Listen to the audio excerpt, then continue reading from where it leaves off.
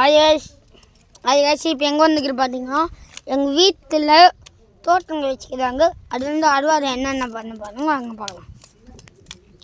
இதுதான் பச்சை மிளகாய் செடி காய்ஸ்.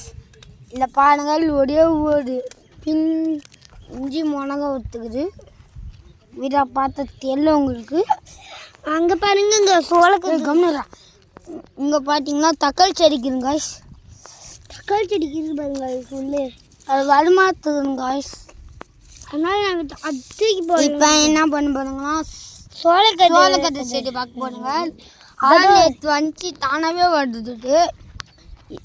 இது நோன்னு பச்சை மிளகாய் செடி வச்சுக்கிறோம் காய்ஸ். அது நல்லா இருக்கு இருந்தாலும்.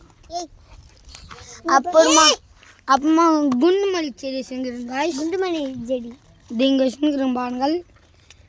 குட்டி குட்டியாக ஃப்ளவர் வருது வேறு. Yes sir yes. இப்போ என்ன பண்ணுங்கன்னா இங்கே பாருங்க சோளக்கட்டு.